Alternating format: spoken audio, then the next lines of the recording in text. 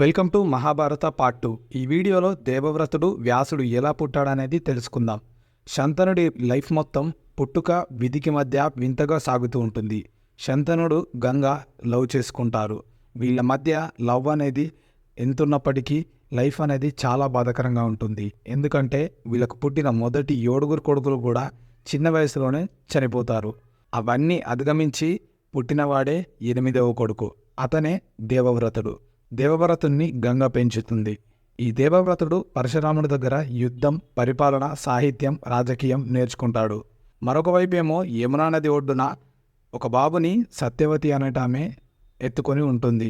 తన పేరే మత్స్యగంధ కూడా. ఇక అతనే వేదవ్యాసుడు. ఇతనికి ఈ పేరు ఎట్లా వచ్చిందంటే వేదాలు రాయడం వల్ల ఇతనికి వేదవ్యాసుని వచ్చింది. ఇక ఇలా ప్రతి పార్ట్లో ఇంట్రెస్టింగ్ టాపిక్స్ మహాభారతం గురించి తెలుసుకోవాలనుకుంటే మన ఈ కొత్త ఛానల్ని సబ్స్క్రైబ్ చేసుకొని సపోర్ట్ చేయండి. Thank you.